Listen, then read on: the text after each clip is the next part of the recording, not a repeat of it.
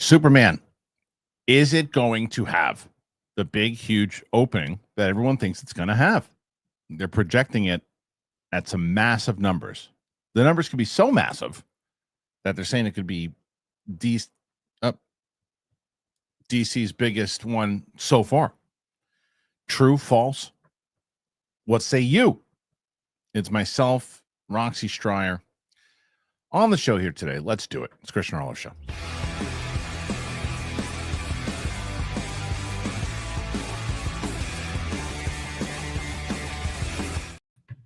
Welcome back to the show, everybody, on this Tuesday. Thank you for being here. Joining me on the show, as always, is Roxy Striar. Hello, Roxy. How are you? I'm good. Are you okay? Yeah. What do you mean? It was 2:00. Just you are late all of the time. Are you coming? The show has to start. I had to start it today. I was just curious where you were. Yeah, that's all I said. I didn't say you're late. I said, are you coming in? 2:00. You know why? Usually you're like 5 minutes on time. Like all the time. Usually I am, but imagine if I said no, I'm not coming. Well, I don't know. Are you coming? Maybe something happened. It's not unreasonable. There's not unreasonable to ask because I'm thinking maybe something happened, or maybe if you think something happened, then I would phrase it differently. Or traffic. Okay? You okay? What? No, I just said, "Are you coming in?" I said, "I'm about to start." You said have to start. Yeah, I have to start because I got a screening of Ballerina tonight. Yeah, me too. It's weird. They screened it for some people. Rocha saw it last night. I saw that Coy did too. Yeah. So I don't know. Who knows? Did Rocha see it in San Diego? Yeah. And then seen it in LA. I don't know. It's weird. In New York, they're screening it tonight. And so my friend Tina, who's been doing reactions with me, I found out this is great the other day because I was like, I want to do, because we just finished Final Destination, the first 5. And I still haven't seen the 6, neither has she. When it turns out that's on digital, we'll watch that. Now, welcome to the world of you don't get to go see the things in movies that you want to see. I know. I didn't get a chance. Same thing. I'm Final Destination also, and then I can't go see Bloodlines. It sucks. Well, I would have seen it. It was screening on the same night as Mission Impossible. It's what I would, as long as one of the other people doesn't see it, that's fine. Like tomorrow, Kate Mulligan's in town. She's going to come in and watch Sinners. That is awesome that she's in town. What is she there for? She's visiting family. Her husband's from Jersey, so they're in Jersey right now. So she's taking the train in, and we're gonna watch Sinners tomorrow, which would be great. She hasn't seen it. I cannot get that woman to respond to me. Well, I'll tell her. I'll give her a shit on the air about tell her. I will. No, don't give her too much shit. But I love her so much, and I am in her hood all of the time, and I cannot get a response from that woman. Yeah, she's very busy. But I don't even know how I got a response from her. The fact that she was here, I got lucky. Yeah, I can't believe you're going to see her. Yeah, she's coming in. I'm excited to see her. So she'll be on for the Sinners reaction. But anyway, Tina, I was to you. Damn, that's crazy. Wow. I was trying to figure out what to watch with Tina because we just finished Final Destination, and I was like, well, How to Train Your Dragon, the live action is coming out, and I was like, I wonder if she's ever seen those. And I was like, I'm sure she has because she has kids, right? I'm sure she had seen it at some point. And I was like, well, and John Wick, the Ballerina, I'll float it out there. I'm sure she's seen both of them. She hadn't seen either. She hadn't seen How to Train Your Dragon or John Wick. And I was like, hell yeah. So we watched John Wick 1 this morning. That'll come out. Sadie and I rewatched Jurassic Park. We both have obviously seen that. We just did that. You're doing a lot of rewatches. I'm doing mostly rewatches for me. But Sadie obviously for that one, but mostly like Sam has never seen any of these. The only one that she had seen is like Spider-Man 3. Right. That's that. And she didn't even remember it. So the premise of your channel is that only one person, at least one person, has to be watching for the first time, and one person can be watching for the whatever time. Yeah, for the most part, like when it came to Jurassic Park, Sadie and I have both seen it, but she hasn't seen it in years and forgot most of it when she was watching it anyway. She's not a rewatch person in general, so she forgets half the crap that even the classic movies. But like last night, what I wanted to do, and this does take too long with her schedule and everything until I build out a home studio. We were just like laying in bed and you're building a home studio. Yeah, I think so. Like not something elaborate like this. Like just to have like a screen and some cameras so we can if because Sadie's schedule with the kids and everything. If it's like, hey, we can just turn on a movie, whatever time at night and do something there like that. That's insane, Kristian. Oh my God. I know. It's something I just think I need to do, especially like Congrats. That's cool. Yeah, I mean, it hasn't happened yet. It's probably not going to happen for it's a mission. Impossible? No, not Mission Impossible. So anyway, we were watching last night. We were laying in bed, and I love it. Heat's one of my favorite movies of all time. Like, yeah, love that movie. And so Netflix last night, I guess, I don't know, they just put it on there recently, and they do that dumb thing on Netflix where they don't show a trailer, they just show some random scene from the movie. But I know that movie inside and out. So I knew the scene, and I was like, oh, you know what? I'm going to just start it. She's sitting there going through catalogs or whatever she was looking at, and we're talking. But at the same time, I'm watching Heat, and she's like, and I've tried to get her to watch Heat over the last 10 to 15 years so many times to where she's like, it's not my style. It's not nothing I want to watch. Last night, I just turned on, I was watching, and she's like, I didn't know she was in it. I didn't know they were in it. I didn't know that person was in it. Oh, I'll watch this with you. And I'm like, you got to be kidding me. So we're gonna watch Heat at some point, but not a reaction to it. It's a 3-hour movie. It'll be like a pain in the ass watching that with her. Yeah, it's a really good one though. I'm glad that she's interested now.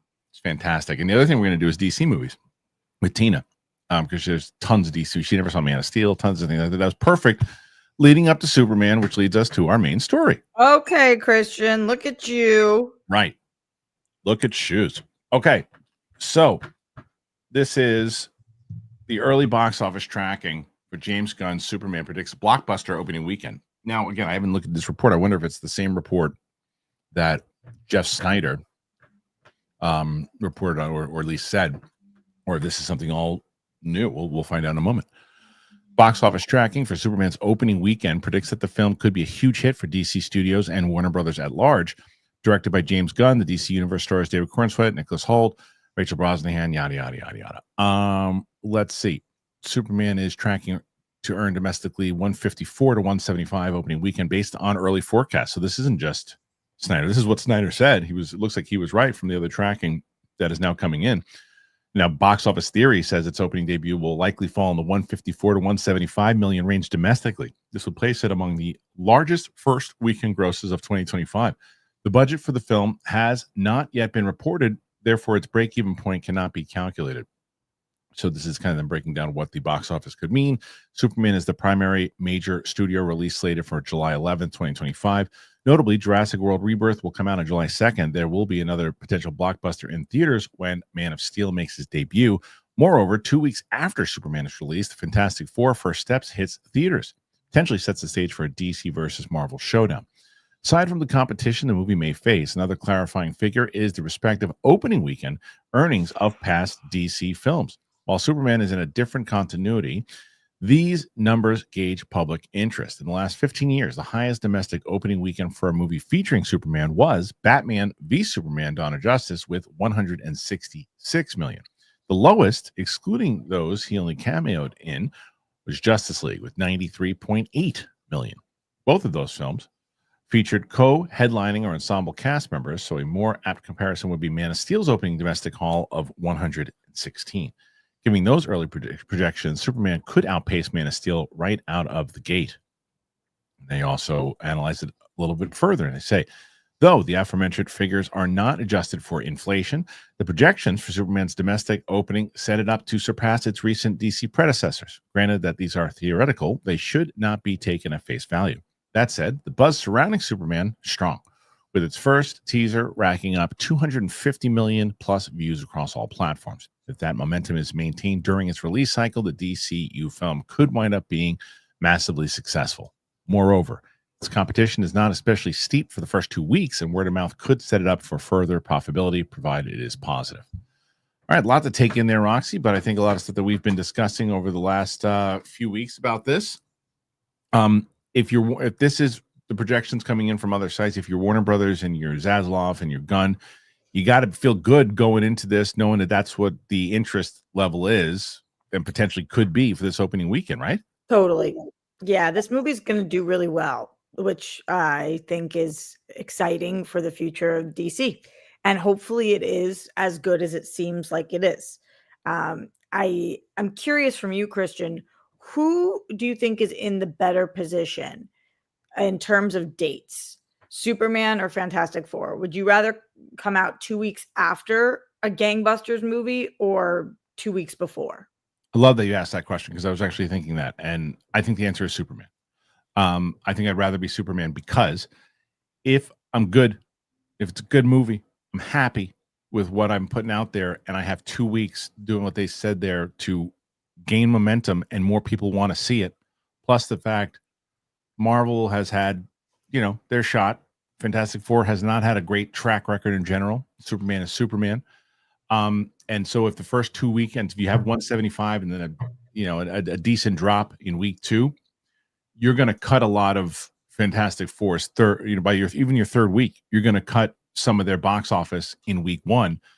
Now, if that movie is really good, there's not going to be too much competition leading into August, but the first 2 weeks, as you know, are the most important. And so if you get hit, in the knees by Superman in the first 2 weeks, it's going to be tough. Is it hard to come back from? It's hard to come back from. Is it impossible to come back from? No, but I'd much rather be Superman. You? I'm definitely with you. I'm super with you is what I was going to say. And then it was too, what? It was too on the nose. Super with you.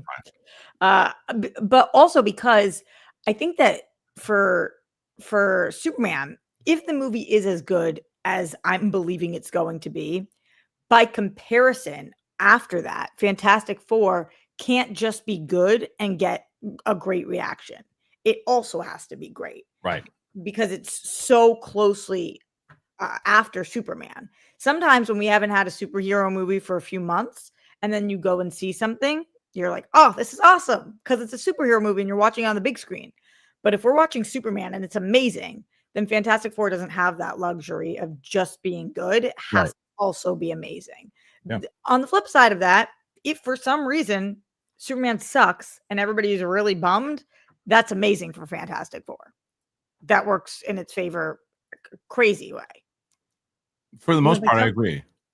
For the most part, I agree. The only thing is let's say if you're the average film goer who because as you and I know, tickets are pretty damn expensive these days for movies, right? So if you're taking your family and you're going, okay, one movie I can take my family to, I'm going to either Superman or Fantastic Four, and you choose Superman and it stinks, and you don't want to spend the money on Fantastic Four now, Superman came first. You know what I mean? So, but I also agree with you. There are some people that are just going to see them regardless and just maybe not do the repeat viewing of Superman and rather go back to Fantastic Four.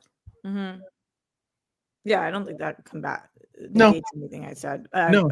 All just different ways to look at it. Yeah. Have we ever had 2 superhero movies that are this large 2 weeks apart from each other?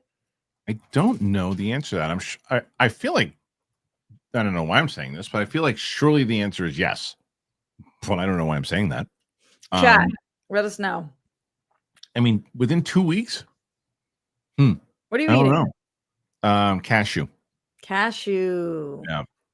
Cashew, is that true? That is such a lie. Why did I lie to you and say cashews? It's pistachios. Completely different. That's just a word you say. It's completely different. Completely different. But I finished off my meal at least. I just needed something because I don't get back in time. But I feel you. I'm constantly feeling like I'm up against a wall on all ends always. I'm with you. They said BVS and Civil War. We're 2 weeks apart? That's, I guess. And they said Across the Spider-Verse and Flash. Some people said Shazam came out a week after Endgame. So okay, yeah. I don't think that Shazam and Endgame are quite at where Fantastic Four and Superman. Right, like this level. Yeah, but BVS and Civil War. I think Ed says about a month. Is significantly different. Significantly different than 2 weeks.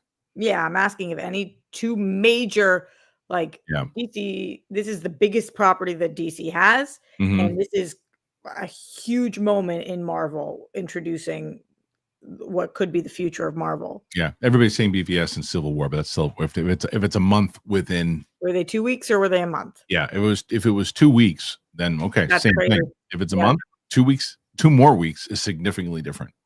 Like that full month. So they said that March 26th, Civil War was And May May 6th. 6th. Okay, so it's over a month. Way over a month. Yeah. Y'all didn't understand the assignment on that one. Yeah. No. That's a very clear question. So the answer is no. Doesn't look like there have March been. to May. Come on now, team. But Step up your game, chat. they're just giving the examples, I guess, too. I understand. But 175, though, by the way, is not just a big number for DC. That's a big number in general. That's like if you stick with people coming back to see it, that's like $1 billion type numbers. If your drops aren't that bad, because you look at Minecraft, you look at what's the Lilo and Stitch, both those movies. They didn't do 175. And they're both, Lilo and Stitch probably going to do close to $1 billion, and Minecraft is close there. But the difference is, and I do think, not that I don't think families can see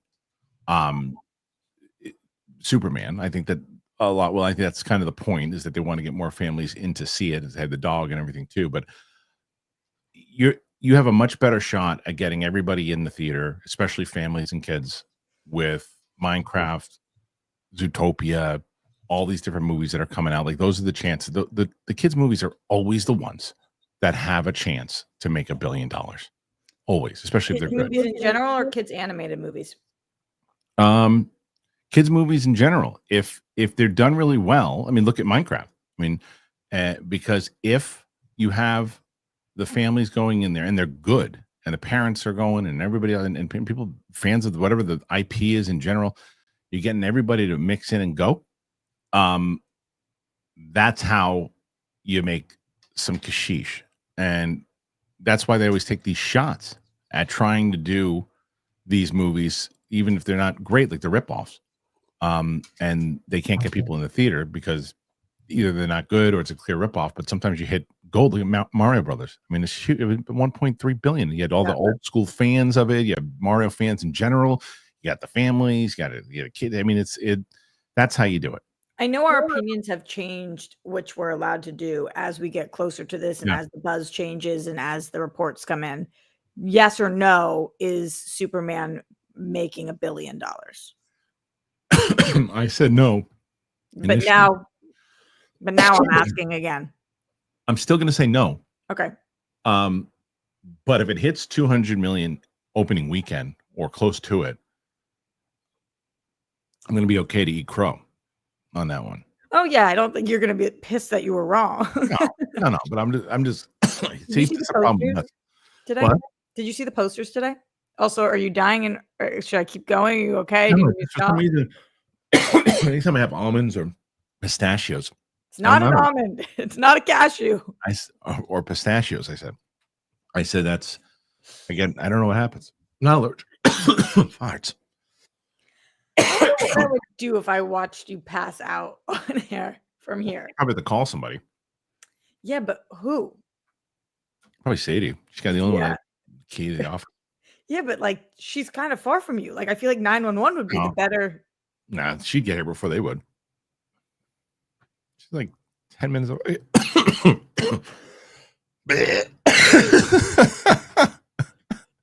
Anyway, that wasn't good. I'm not going to do that. Anyway, let me do this. Did you see the posters today is what I asked you. No, I did not. If you have Superman's Instagram page. Can you send it to me? It's just the first thing on Superman's Instagram page, but yes. Yeah, because then I can bring it up and put it up and let people see it.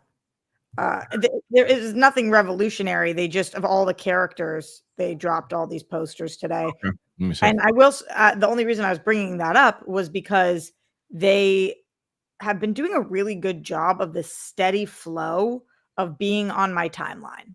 And I think that's for a lot of people. Like, there was that video that came out a few days ago of David Cornsweet and Rachel Brosnahan coming to set on the golf cart. Did you see that video? Yeah. Right. So just things like that, little things that just keep this in the front of our minds. I haven't seen Fantastic Four do anything like that so far. Not yet. I'm bringing up the poster. What do you mean, what's up? I don't know. You scared me. You sent me the poster. What are you talking about? There it is. When you look that way, it looks scary, and you were joking to that. But I have to. Those are these. Is just one poster? No, it's all. Go to the swipe. Oh, I see. Yep. all the character posters. That haircut is the worst. It really is. I like the classic bowl cut, it. but I understand. I hate it. It's cool. Hope she's good in it. I like her a lot too, especially coming up with Last of Us. She was the best part of Last of Us. It was so funny because I was so we'll get into that later. We'll talk about Last of Us later. But no, the posters are great. I mean, I think that, as I was saying beforehand, I think that everyone's going to get into this movie because they're marketing towards everyone. It's not just, I think kids are going to like. I think they're definitely marketing towards kids with the dog. I mean, that was the one thing my little one, the second she saw Crypto, she's like, "Oh," I said, "You want to see that?" She goes, "Just the scenes with the dog." Oh, she wanted to see. So smart in what they're doing there with that. 175 is a big number. Here's the other question: do you think that, I'll give you a two-parter, Roxy? Do you think it's going to hit 175? If so, is it 175 or more, or less? And then the second part is, will it make $1 billion? I'm taking the over. Okay. On the first question. Do you think over 175? Yeah. Okay. I'm starting to think this is going to hit $1 billion. It's certainly, with a 175, if you think it's going to go over 175, that's not a crazy thing to say at all. Yeah. I'm starting to think this is going to hit $1 billion. That would be so unbelievable for DC after a very traumatic several years. I know. This would be the biggest DC opening ever. Man of Steel was what, 2014? 2013, I think. 2013. Yeah. And I started DC Movie News in 2014 then. Yeah. It's been a long road for them. To have a Superman open at $1 billion would be at 175, and then hit $1 billion would be the most insane thing ever. So I would say that it's more likely than not that it doesn't do that, but I'm starting to think it might. Yeah. I think it'll hit right around that. Let's hear it. Someone said you're setting your expectations too high. No, we're just going off what the numbers are saying. And this is these aren't my expectations. This is math. My thoughts. Yeah, but it's also math. Listening to the reports and just my thoughts based on that. Now there's another scenario here too. And again, expectations have nothing to do with this. The point is, if it makes 175 opening weekend, as Roxy said, it stinks. And nobody goes back to see it. And it has like a, 75% drop in week 2. It ain't making $1 billion, and it might not even make its money back. Mm-hmm. But if it's good, and like internationally is going to be interesting though too, because what we didn't talk about is it's also 2 weeks after Jurassic World. Now, domestically, I don't think it's going to hurt it. Internationally, it might, because internationally is what pushes Jurassic World to $1 billion every time. I am still holding strong that I think Jurassic World will make $1 billion over Superman. I think overall Jurassic World will do better than Superman. I know that this isn't even that relevant, but what? 1 week. I thought it was 2 weeks. It's 1 week later. Superman's 1 week after Jurassic. Somebody said, yeah. Do you think that hurts Jurassic or Superman more? Superman. Internationally. In general. Well, I'm just saying, I think it goes hand in hand. I think that internationally it'll hurt it more, and that's where Jurassic World's going to make its money, and that's where Superman's going to be able to make the $1 billion prize that we're talking about. But 175, though, if you can do that domestically a week later after Jurassic World, you're still in fantastic shape. No pun intended. It's going to be very interesting. This is going to be a hot topic on this show for sure. Seeing what's coming in that. July is going to be the month that everyone will be talking about. That's another question, I guess, right out of that. As clearly, my answer, I just gave it. You think it's Jurassic? You do too. Who's the champion at all of July is Jurassic. No, I know that you think it's Jurassic, but I'm starting to think that it's Superman. I just don't know if internet. I don't know if I understand completely, but do you just mean from box office? Yeah, overall, I'm saying the full box office. What else do you mean? As far as wins July, as in like. Oh, you're talking. Yeah, you mean critically? critically, box office, set up for the franchise. I mean, they're both trying to set up a franchise. There's a lot of different ways. Those are different wins because right. So I'm just asking. You just meant box office, right? I meant just box office. Like the winner of the winner of July out of those three, I think is Jurassic. You think Fantastic Four is definitely the loser of those three? No, I don't. I thought Jurassic. I still think Fantastic Four will make more money than Superman. Whoa. I already did. What do you mean you already did? No, I already said that. I had already said it in beforehand that it would, but I'm not as confident now after these numbers. I mean, but you think it goes Jurassic, Fan 4, Superman? Yeah, but I'm more willing, as you're more willing to put Superman in the top spot. I'm more willing to put Superman in the second spot now, because that's, like I said, that has nothing to do with expectations. That has to do with numbers that people are crunching, and they're usually close. Sometimes they're off, but they're usually close. And the trailer, interest, all that and more could be a big thing. Could be big. You think Superman was going to win July? A smart person says it's Jurassic. I think it's Superman. Yeah, when it comes to they're phenomenon. They're those movies. I mean, if we're putting money down, I would guess Jurassic. Yeah. If I was putting money down, but for some reason, just something in me is like, I don't know, Superman is about to blow the door off of the movie theaters. I don't disagree with that. I just still don't know if they can defeat Jurassic World, because those last two movies were terrible and had no business making $47, much less 1.2, 1.3. And they did, because internationally they annihilated. That is true, Kristian. Yeah, those two movies are terrible. I like the first one. I like the first Jurassic World, but the last two were terrible. Yeah, and I can't argue with you. Yeah. I think you very likely are right. I would never bet against them, is the thing. That's the whole reason. I just can't bet against. Now you're asking me who I want to win out of the three now. Right. Superman. I want Superman to win out of the three. Yeah, I'm letting it cloud me, because I'm believing in hope and justice in the American way, and I think Superman is gonna prevail. But Jurassic is the smartest one to bet on. I'm surprised though that you think Fantastic Four will do better than Superman. That's the more interesting argument to me. Yeah, I don't.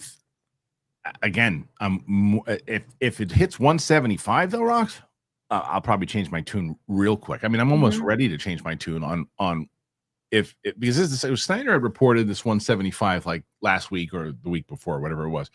And now there's other sites now backing that up and saying that that's what it could be. I can't imagine the Fantastic Four is going to open up that big. I think it'll probably do 120 to 140. Like 175, that's like a juggernaut number. That's like a big number. It's the start of the DC franchise. Oh, yeah. This is an excellent entry point for people. Anybody can jump in. That's the thing that a lot of franchises don't have right now. Anybody can jump in on this. We are starting new. I understand that we have Peacemaker, but I'm just saying you can just go to the movies and watch a Superman movie. DC hasn't had that in a long time. Yeah. Do you know why I also think Jurassic World will be the winner? Because it's outside of the comic book genre, to where people are like superheroes. There's a lot of people that don't want to watch superhero movies, and they want to go in the summer just watch. Yeah, that makes perfect sense. I think you're right. Yeah, I'm just saying. It's just like I said, I want Superman to be the winner. I really do, and I hope out of the three of them, what I think is going to be the best movie quality wise, I think Superman.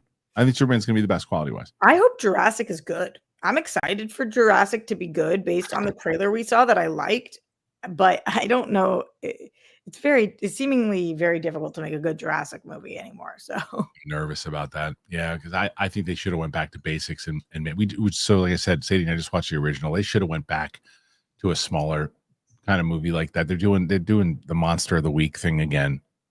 And I hate that. Do you think we'll ever see more Back to the Future? Oh man, the age-old debate. I am one of the few that believes that we should. I don't think there should ever be a remake, ever. But I think there's a way for someone to find the DeLorean. in time and space. And I think there's a way to do it. Robert Zemeckis right now will never let it happen. Who has the rights to it? It's Universal. And I think it's Zemeckis. But they also showed inside of you saw the end of Cobra Kai, right? Mm-hmm. You saw that whole bit with when they were the writers from Cobra Kai are sitting around at the very end and they're talking about the reboot of Back to the Future. It was the best. It was great because they've been linked to that for a long time. Yeah. Just thinking about franchises that I actually think could do a really good job if there was more of them. Yeah, if there is more of them. I agree. But they'd also have but the problem with that, Roxy, that one is so beloved that like you'd have to get the right team to where people are like, because what people initially would do, and I haven't even looked in the comments yet, but I'm sure there's people like, no, there's no need for it. You shouldn't do it. There's no reason to do it. You're going to get that right away. And those people are going to be vindicated if you just go with like we're going to read a story in a second, like Michael Bay, or you get somebody who's just, you just do it to do it. And it's some shit fest. Like, you should have never touched it. It was pure. Leave it alone. But then if you're like, hey, so-and-so is going to do it. And then so-and-so is going to do it with this writer who did this. And then he actually got this star to do it. Those same people who are vindicated, who thought they were going to be vindicated, are going to go, all right, sounds interesting. Is it the largest franchise that hasn't come back? It's one of them for sure. It's one of the biggest IPs that they've been approached a billion different times. So, but is it the biggest? What are the other ones that are like that? I mean, I have to go through. It's like one of those questions that come in, and there'll be a question like that later that's asked, and I'm not going to be able to think of it on the spot. Somebody ask it. Yeah. Speaking of which, the question you're working against 112 with Rocha yesterday. Rocha had you had a good day. Rocha had 112 yesterday. What happened? Is that a good day? Good job, Rocha. That was it. All right, but before we move on to anything else, any other topics, make sure that you guys check out our friends over at Turtle Beach. I'm so excited to be able to give you this opportunity to check them out. I hope that you have already done that. But I'll tell you a little bit more about them, and I hope that you get them. Check them out. Okay, it is great to have Turtle Beach back. And I've been talking about Turtle Beach. You guys have been raving about Turtle Beach, and why wouldn't you? The Stealth 700 headset that I got, it was so great. It just what stood out to me was the sound, man. Like just playing that Indiana Jones game, as I've told you guys, you could just hear every little thing. I love it. And it's just, it locks me in. It's better than the other previous headsets I've had. I don't like being aware that there's other things going on around me. I like being locked into it and hearing every bit of the sound design and just comfortability, to be honest with you. I could wear them for hours. I did. It's almost like they're so comfortable in my head. I was like, oh, I didn't realize I have these things on. I love how precise the audio is. I just feel like I'm so locked into the game when I'm doing it. And it's like that feeling I get when I'm in the theater. I'm just in the world because of the sound. I love sound. You guys know that. The other thing that's great about it is the 80-hour battery. That's crazy. I mean, you don't even feel like you ever have to even charge it. The worst is you're playing something and then it just craps out on you and you're like, oh no. The Stealth 700, it has the industry's first ever cross-play dual wireless transmitter system. What it means is that you can seamlessly switch between your consoles and your PC with just a click of the button. It gets even better.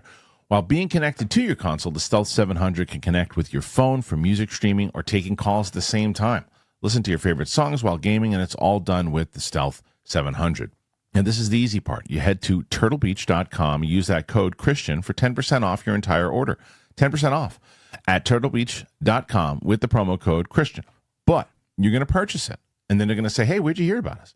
You say, our show. You support our show, you tell them that we sent you, and get the ultimate immersive gaming experience with Turtle Beach today.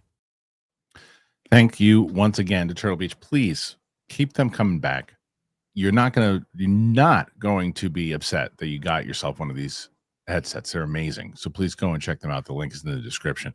The other thing, we got to put the link in the description for August 9th. Myself and Sam are doing a live show, Sam's first live show.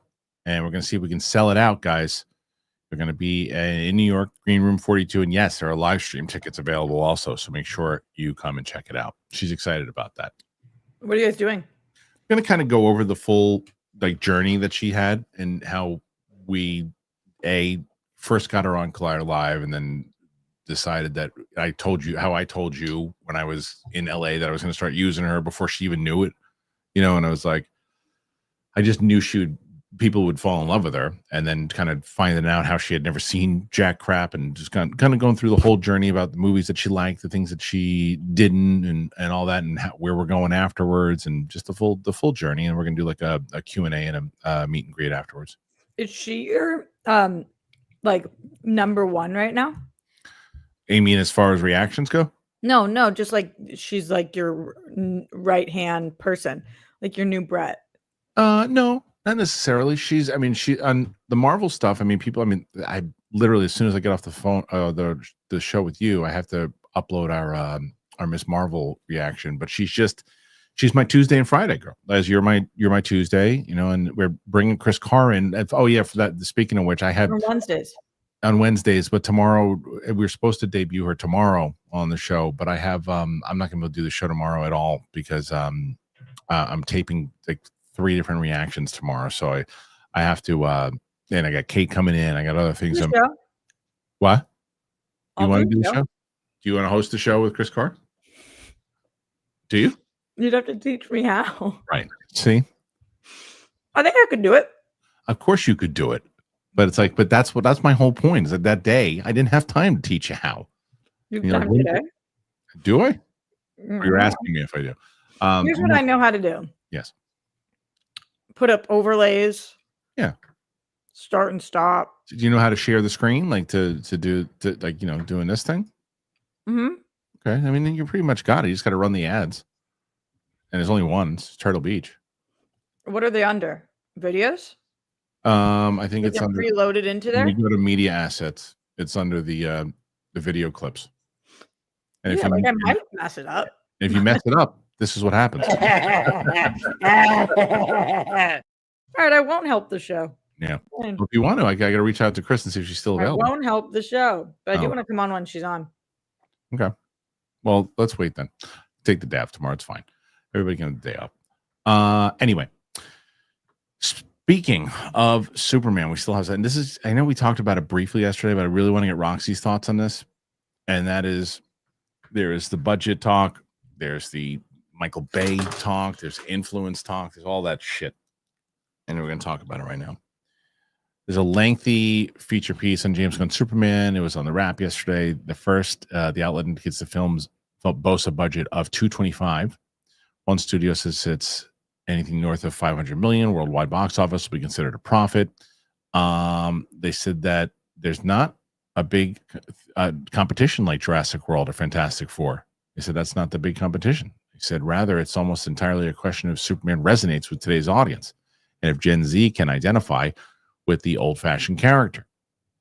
So they go over some of the numbers about what it made with Henry Cavill, and then they also said that Michael Bay, where is that? Is it down here? No, did I miss it? Apparently Michael Bay was up for a Zaslav and DeLuca and Pam Abdi were going to greenlight a Michael Bay Henry Cavill movie. For nothing, I mean, I would love to see Henry Cavill, but further cementing why Pam Abdi and DeLuca shouldn't be there anymore. Terrible idea. I'm more caught up on the Gen Z part of this. Yeah, clearly the 175 to 200 negates that. What I think is funny is that I understand every generation is different, but we talk about Gen Z like they're aliens. Like, could this you ever had a conversation with them? I know, but could this old-fashioned character possibly relate to Gen Z? And it's like, so are we now wondering whether Superman, the character, stands the test of time? Because that's what that debate is then. If you don't think that Gen Z could possibly understand Superman, it's you saying that you don't know that Superman stands the test of time. Mm-hmm. And I feel like if I'm betting on any character in all of Marvel or all of DC, the number one character to stand the test of time, I would say, would be Superman. God, I hope you're right. Because this debate came up, Rox, 12 years ago with Man of Steel. And it's one of the reasons why I think that they took that darker approach with it, because they didn't know if audiences back then at that generation, what, millennials were into and it wasn't just millennials. It was the idea that society at the time was going to take this, hopeful, colorful Boy Scout, because remember when he really was popping, it was like right after World War II, and I know it was earlier in the 30s and when he was created, but it was really popping in like the 50s when George Reeve he was doing it, and George Reeves, right? Is that right? And yeah, Christopher is singular, right? George is plural. Christopher Reeve was in a time when it was a darker period in movies. I mean, it was really Star Wars that set the tone, because before that, the big movies were Chinatown and movies like that were just more depressing.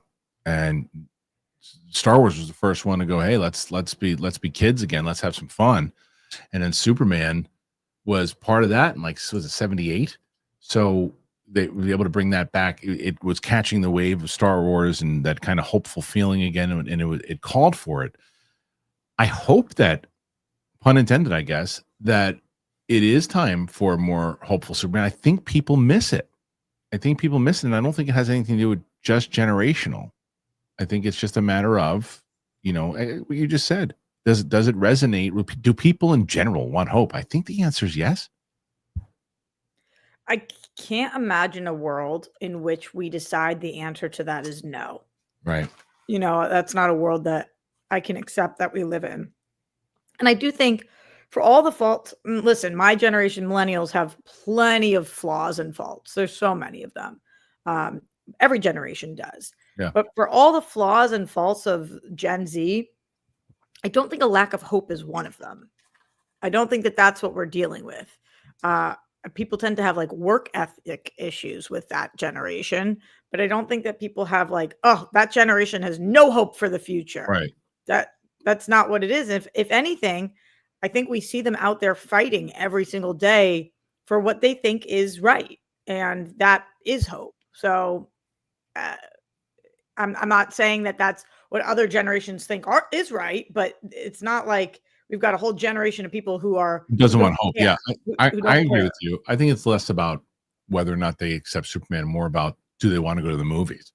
It's instead of being on their phone and looking at TikTok. That part I completely understand. That's going to be an issue for every movie. I don't think that's but they specifically cited, is Superman a character that this generation will care about? And I have to believe the answer is yes. Yeah. In terms of how people view things, I don't know. Do I need to sit here and say that Tom Cruise has single-handedly saved movie theaters? Maybe I do. But when you have somebody who really gets behind what they're doing and convinces you to get butts in seats, that tends to be what happens. And I feel like the Superman team has done a really good job of convincing people why they need to go to the theaters to see this movie. Yeah, and I hope that's true. I mean, again, marketing with a dog is probably one of the reasons that they're doing it, trying to get people in there to see it because of the dog. I'm telling you. Yeah, I think that's smart. I think picking a massive TV star to be Lois Lane is very smart. A lot of people who stay at home watching television, like myself, are diehard fans of Rachel Brosnahan. Right. You've got a huge star in Nicholas Hoult, who everybody knows. And then you've got an up and coming fresh face in David Cornsweet. Not that he's not been in anything because Twisters and whatnot, but just most people, he's not a household name. Right. So I think that they diversified in the casting. We also have one of the stars of The Last of Us. They're doing a good job making this a well-rounded product to get people into theaters. Even with things like, remember, people didn't like the way that Superman looked when he was flying with his eyes. And they were like, this looks different aspect ratio wise when you see this on the big screen, whatever it is. They're really pushing it. They are. Man, I'm so curious. This is clearly not the last conversation we're going to be having about all this. And the other thing is the budget, right? And that's the main thing with this particular story. Let's say it's $250. This is the conversation Rocha and I had yesterday. Is that this movie? Where are you pulling $250 from? Just they said that they rumored it at it's anywhere between $225 to $275, right? So let's split the difference. Say $250. let's say it's 250. So essentially, and this is what we said yesterday on the show, anything, if it's 500, they're still going to be able to, if it clocks out at making 500 and that's it, you're still going to be able to make movies for Warner Brothers, but you're going to be against the ropes. And every movie now coming up, it's like you're going to have things cut. There's going to be other things that you're not going to be able to get greenlit. You're going to be in trouble, and you're going to have to prove yourself on the next one if you're doing 500. You do 600, then you get more comfortable. Anything over 700, you're popping champagne bottles and you're moving on to the next one. You hit $1 billion, it's carte blanche time. Because that's, and if you hit a $200 million opening, you're obviously going to break even. No matter what, you're going to break even. But what do you think about if it's 250? If it's 300, I still think with a $200 million opening weekend, you're still going to break even. Yeah, of course. What do you think about the numbers? And I don't think it's more than that. Yeah. Yeah, I think exactly what you just said. That's kind of how math works. Oh, so you feel the same thing? It's like anything, those numbers. If they hit those numbers, yeah, you and I talked about this a few weeks ago, and I said anything over 700, they're stoked. Yeah, agreed. Okay, well, the budget, big deal, no deal. What say you? Put your thoughts in there. Let me know. And by the way, the Clips channel popping, guys. We hit 10,000 subscribers on the Clips channel, and I'm excited for that. I hope that you guys. It's really great. I'm excited. Can't wait to do it. What is that? What? Stop crying, Kristian. Stop crying. What a weirdo. Wipe your tears, Kristian. Zack Snyder film? I don't think you're commenting on the right channel. Go to the meetings. Am I a Zack Snyder hater or am I a Zack Snyder fan? This is my favorite comment we've ever gotten in the chat. Did you not see me chuckling for the last minute? That has to be something. You commented on the wrong channel or you're goofing. There's no way. That's the first time anyone's ever said that. You know what's weird though is that I hate this now. Come on, that's a moron. Put it up. Read the comment. Wait, read the comment. No, I just did. I'm not putting it up. That's not real. I've never heard that before. No one has ever called. Stop crying, Kristian. Admit that this movie looks better than your beloved Zack Snyder. The movie looks good. That's not real. That's not a real person. That is someone goofing around. If that's a real person, you need to smash your head into a wall and go to sleep for about an hour. What an Stop idiot. crying, Kristian. No, that's not real. That's not real. That's hilarious. Why are you still crying? It's so funny. It's been so many years, Kristian. Yeah. Gosh, admit it. Yeah, it's true. It's like you got to go to the meetings. I'm telling you, when I liked the I really liked the last trailer, and people were like, "Oh, of course, this guy is DC shill, DCU shill," and then when I didn't like the scene, you get idiots like that guy who are going, "Oh, in a minute they're going to be better than a Snyder movie." I'm like, "What are you talking about? Go and crying. Go have a catch with somebody, please." How many of them are bots? This is what I started to wonder too. Like in my DMs, I get some of the craziest things, and like 9 out of 10 times you click on their profile and they follow 0 people or 0 followers, and it's a fake image. And I'm like, it's just weirdo stuff. It's all it is. It's weirdo stuff. It's like when you get that locked into like something like that, it's not even like, it's not passion. There's passion. Stop crying. That's weirdo stuff. Anyway, what do you guys think about this in general? Do you think that this budget is going to be a big deal? Not a big deal? Let me know. Okay. I am going to stay with DC here. And I want to see what you guys think about this. Clayface. They got some 4 Brits vying for the Clayface role. Someone said, "Stop crying, Kristian. The Michael Bay cut is not happening." Stop crying about it. I know. I'm sorry. I hope Michael Bay was going to happen. That was. I think that was somebody messing around. I apologize to that person. I thought you were serious. 4 Brits. No, Kristian, they haven't apologized, so I think they were serious. No, they were not serious. That was completely a joke. If it was a joke, why aren't they saying anything? They did. There's no way. They were messing around. There's no way that was a real. If that was real, that's the stupidest person that's ever lived. If not, it was hilarious. 4 Brits vying for Clayface lead role. British actors George Mackey, Tom Blythe. This is a good cast so far. Jack O'Connell. Wow, 3 bangers. And Leo Woodall. I don't know Leo Woodall. Oh, he's amazing. Okay, and all reportedly testing for the lead role in Clayface movie at DC Studios and Warner Brothers. My Time to Shine Low revealed the casting contenders list, though it's unclear how accurate it is. The report follows on from comments from Flanagan himself this weekend that he was out promoting his new Stephen King adaptation, The Life of Chuck. Flanagan confirmed that the character's acclaimed two-part origin story episodes Feet of Clay in the 1990s Batman the Animated Series were the big inspiration for the movie.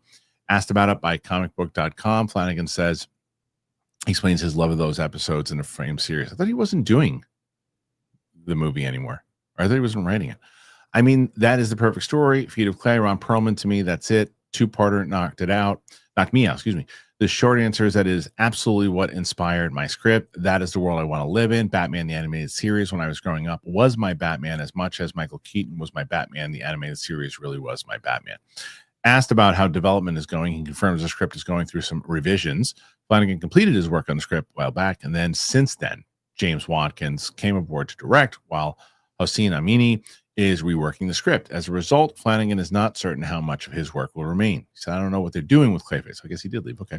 I'm not directing it, and that filmmaker will need to make it their own. I know they're doing work on the script. I'm off doing other things. I really hope it remains true to the spirit of what I wanted it to be, but it's not my movie, so I'll be in the audience with you, anxious to see how it comes out. Fourth and fifth episodes of the first season of Batman the Animated Series follow an actor named Matt Hagen, who was disfigured in a car crash. Businessman, mob boss Ronald Daggett offers him a supply of experimental face cream, allowing him to transform his face for short periods into whatever appearance he wants at the cost of doing jobs for Daggett.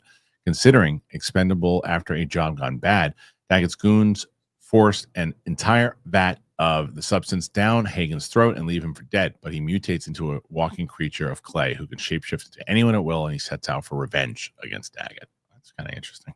I like the four people that they any one of those four. You got to get on the Leo train, man. So what's he in? So he was the star of this show that I talked about on here called One Day, which was like the movie. The one was that Anne Hathaway? Yeah, but this is the TV show. Oh, okay. And it was unbelievable. He was also in one of the seasons of White Lotus. I don't remember if you watched that show. Mm-mm. He was big deal in the last season of not season 3, season 2 of White Lotus. He was a big deal, or that was his name? No, it was the character's name. Big Deal. That's like I said he was a big deal. I thought you said he was big deal. He was a big deal. Big deal. That's like what they call it. Okay. Feel happy with yourself? No. He was a big deal. Yeah. And he plays this kind of like dirt bag in the show. In One Day, he plays somebody who's not a dirt bag. So he's been one of my favorite actors since White Lotus, and then watching what he's done, he's so good. He's about to be a big household name, like the next big thing. I wouldn't be surprised if he got this. Okay. Well, there you go. I mean, and the kid from the Hunger Games was also really good too. Snow, where's he been? He hasn't done anything. Jack O'Connell was fantastic in Sinners. He might get a shot to do this because he's getting rave reviews for what he did in Sinners. He was fantastic in that. And George McKay. Yeah, which one was he? Oh, he was from 1917, right? Yeah. It's great. I mean, listen, like you said, I trust your endorsement of the last person. Yeah. That's I like what you're doing there. I like who you're going after. Yeah, if it's real, if these real. are really who you are going after. Yeah. I'm really interested in what they're going to do with Clayface. I think that this could be a really, really unique property for them. But not unfortunately, what we've seen them do with Clayface so far on the Harley Quinn animated series is that he is a big joke. And oftentimes Clayface is portrayed as a big old joke. Okay. He looks goofy. Yeah. It's hard to make Clayface not look a little bit goofy. Right. So if they're going this horror direction, hence getting Mike Flanagan, they're trying to make it a little bit more serious, obviously. And that's cool to me. Yeah. That's something that would really excite me because it's horrifying what happens to Clayface. Sure. And but you know what makes me excited though, Rox, is that this sets up this. People don't realize how important this is because this sets up Batman. This sets up the Batman universe. This sets up what tone they're going to go with in Batman, because Batman's got the Batman in the DCU has to exist with this Clayface. That's exactly what I'm referencing right now, Kristian, is that I've always been a huge supporter of Harley Quinn, the animated series. I love it, but that's our current version of Clayface. And it works amazing on the show. He is so dumb, so stupid, so silly, like steals the scenes. You love him. And that totally works on that show. And one of the problems that people have had with Gunn in the past, people thinking, oh, does he understand these characters in a darker world? Is he going to make everything silly and whatever? And I think that with Clayface, it's going to be so vital to show us that you understand the depth of characters. And I think he will be able to show us that. I would be so excited. Are you guys excited? Do you think that, Clayface could work? Will it work? Do you like this tone they're going with? And what do you think about the actors that are rumored to be in it? Put your thoughts in there. Let me know whether you're watching live, whether you're watching in the comment section. This is what I'm going to try to do each and every time. The Clips channel right now is at 10,000. Next goal, 11,000. We're going to go 1,000 at a time here.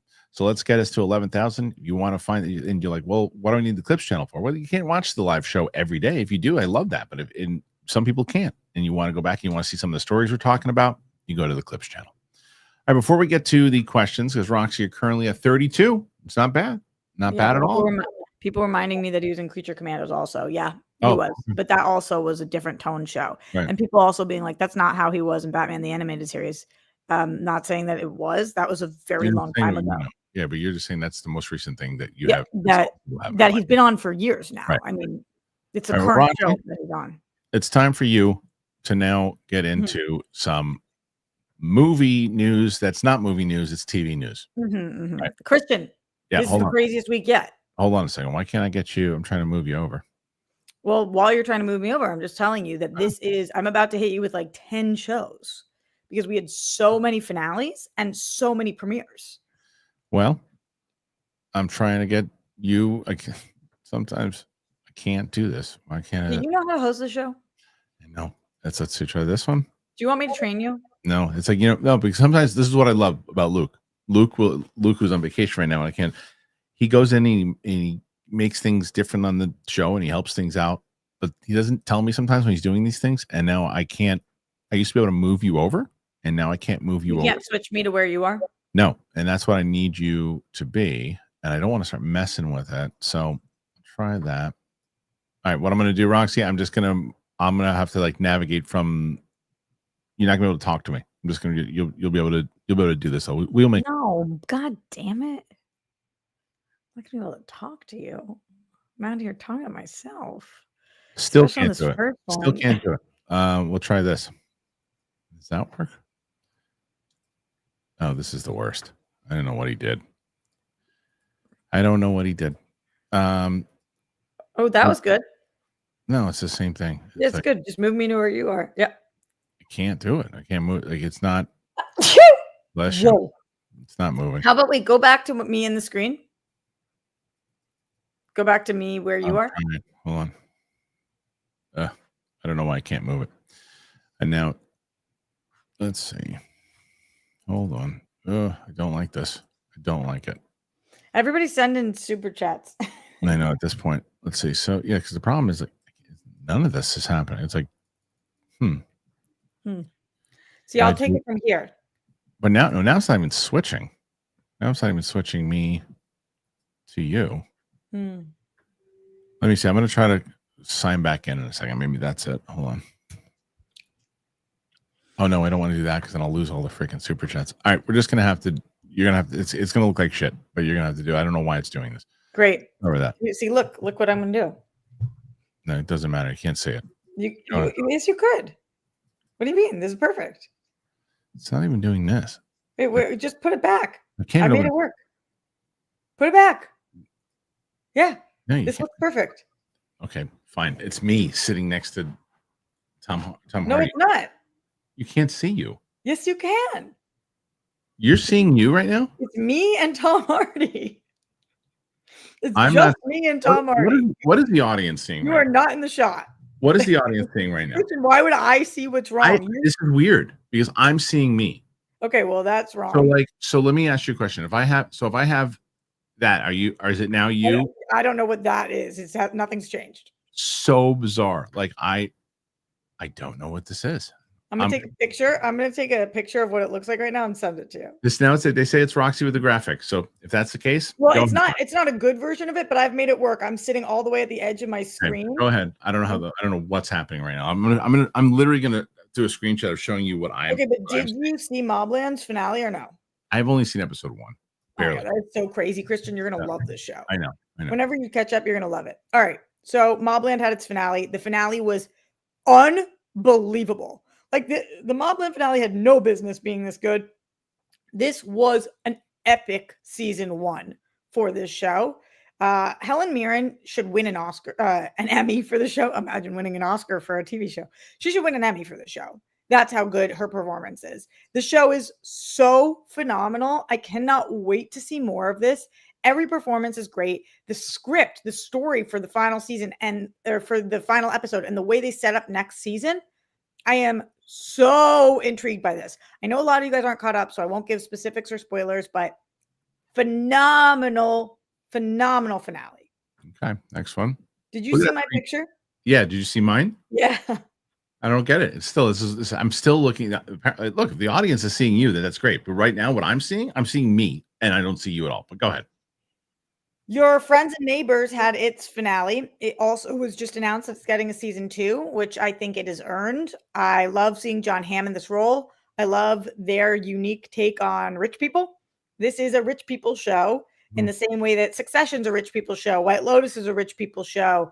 There's a lot of Nine Perfect Strangers can be a rich people show. There's a lot of rich people shows right now, and this one does it different. And I'm really enjoying what they're doing with their rich people. Okay, next one after that. Hacks finale this is one of the best shows of the year. This is to me, the best comedy of the year. I am so excited to watch this win more Emmys. I think that it will. These two women are just the most unbelievable performers, and their chemistry is gangbusters, and how they keep it fresh and alive, their relationship it's great. I loved watching them travel and see what that did to Jean Smart's character. Yes, perfect. Hack is perfect. Okay. Did I tell you about the finale of Handmaid's Tale, Kristian? You didn't tell me about the finale, but you told me what you wanted from the finale. Kristian, I want to punch a hole in the wall what they did with this show. Bad? It's not even that it's bad. It's that they didn't give us one thing we wanted. Spoilers on Handmaid's Tale. The entire premise of the show, Kristian, is that in season 1, episode 1, what happens is this girl right here, June, Elizabeth Moss. Thank you for the spoiler alert. Now we don't see the Handmaid's Tale. There we go. Elizabeth Moss's character's daughter is taken from her. She becomes a handmaid, and her daughter, Hannah, is taken from her. That was 8 years ago. Her daughter was taken. The entire show is about her getting her daughter back, and we don't do that. Okay. Fuck you guys. Yeah. You guys promised us that this season would be about vengeance and joy and getting what we are due. And June ends up with no one. She's not with either of her men. One of them dies. One of them just doesn't want to be with her anymore because they're so different, and they don't get their daughter back. I was like, you're fucking kidding me. You're kidding me.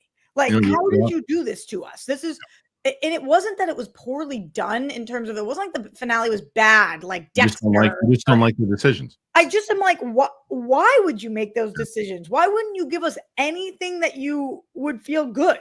You've ended the show. Give us one victory. All right. Yeah, makes sense. Wow. Man, the Tylenol murders fucked me up, Kristian. What was it? Do you know what this is? No. It's a docu-series on Netflix. I don't know if it's called Painkiller, but it's called the Tylenol murders. Maybe this is it. This is a real story about 8 people who died from taking Tylenol because it was laced with cyanide. Yeah. Do you know about this? No. This happened in the 80s. Oh, wow. And they died, and they still haven't found the person who did this to them. Wow. This is a true crime docu-series about whether Johnson & Johnson was responsible because they own Tylenol, whether it was this one creeper dude, whether it was the pharmacies, like why, and it also just shows you how scary it is taking something that you don't see what it is. This freaked me out. This really freaked me out. I would have been better off never knowing that this is a real thing, but they did a great job with the doc. All right. Murderbot is a show on Apple TV Plus. Have you heard of this? So they sent this to me, a whole series about 2 months ago about potentially getting people on the show about it. I couldn't get around to it, so I never got a chance to see it. I think that that's fair. It's not Apple TV Plus's biggest show. You know, we're not dealing with Severance or Silo or The Morning Show or any of their massive Ted Lasso hits. This is a half-hour show, and it's cute and it's fun, and I like it. Skarsgård's great. David Dastmalchian's great. It's got funny moments, and the first episode I was kind of like, okay, and then as it builds each week, I'm more and more invested. Good. I'm really enjoying this. I'm happy to hear that because I like everybody who's involved. Yeah. And just like that came back, so I wanted to mention that I will be watching this and bringing it up periodically on the show. This is the spinoff of Sex and the City. Oh. And this season, we seem to be doing a lot of exploring of Miranda's sexuality and a lot of exploring of Carrie's long-distance relationship. And now we've introduced these two other characters, neither of whom are Samantha, that have joined the group. The show is good, but it desperately, desperately misses having Kim Cattrall in it. And without Kim Cattrall, it will never be the same. Yeah, that's what everybody says. Okay. 2 more. Big week this week. Huge week. I binged Sirens. This is the #1 show on Netflix right now. Have you heard of this one, Kristian? My wife just finished watching it. Couldn't be better. Couldn't have been more fun. She liked it, yeah. Loved how it ended. It actually made it more poignant of a show than I thought that it was going This is the one with Millie Alcock, right? I want to say no. Isn't she in it? I thought her and Julianne Moore. Yeah, yes, Kristian. I thought you were setting me up to say. Oh no, I wasn't. I was serious. I was being serious. Because that's where we got the clip from. I know. Yeah, this is with them and also Megan Fahey, who people know from White Lotus and a million other things, but she's having a big moment right now. Okay. This show and Kevin Bacon. Oh yeah. This is definitely the one that my wife watched. This is excellent. It is very like ethereal almost. It's almost like a cult show, but it's not. You kind of don't know at moments what's going on. And I think that the writing was brilliant. This is really good. It's making people's top 10 list of the year. Wow. And I understand why. Okay. Last one right now. You guys have been telling me to jump back on season 2 of Poker Face, and I loved season 1. I don't know why I was dragging my feet on this because season 2 is excellent. Season 2 is so good. We have insane guest stars on this show. And it's like a mystery of the week show that you can pick up, put down, leave wherever you want. Natasha is an excellent lead for this. Every episode is super duper unique and fun. And I think Poker Face is just A+ for what it is. It is a good reason to subscribe to Peacock if you don't have it. There you go. Now here's a question I have. What do you see on screen now? Me and you. Oh, okay, great. What do you see? I see me and you, but it just like, so how about now? Is it just you? Yes. This is so bizarre. Like you can see what I can't see. So I am brilliant. Yeah. Nice. Okay. Well, that was great. Thank you, Roxy, for your TV picks. I appreciate it. Good stuff there. And now we're going to get into, you're going to see, now we get into the place where can Roxy take out John Rocha? She's done it many times before. This is a big 112. Is that 112 or 113? I can't remember. I'll have to look it up. He said 113, actually. Man, we got a long way to go. Yeah, but I mean, you're starting out at 44. That's always good. You start out at 44 when the questions are starting. You're in good shape. And I'm also going to look and see if sometimes StreamYard misses it. So I'm going to go back and I'm going to look and see because that's what happened with Rocha yesterday. So I'll go. Have you stopped crying yet? I know. No, I'm still about something else. I don't know what it is. First one. Oh yeah. By the way, I posted the clip of. So we have a new guy who's working on our shorts, and did an excellent job with the fly video. That was great. It was great. But every comment was about my glasses. Like I have 3 pairs of glasses. These people like these ones that I have. But then I had these glasses that people were like, Every comment was like, are they just going after the poor glasses? I'm like, hey, I can't see. Leave me alone. Oh my God. Why did you post it separately instead of a share? You mean share with you? No, yourself. You posted it on Big Thing and you posted it on your Instagram, but it wasn't one post with a share. So you split the views. No, I probably should have done that. Like done as a collaborator. Collab, exactly. I'm gonna start doing that. Yeah, that's good. Well, considering I have access to the account, should have thought of that. Good, thank you, Rox. Yeah, I got you. Makes a lot more sense to do that.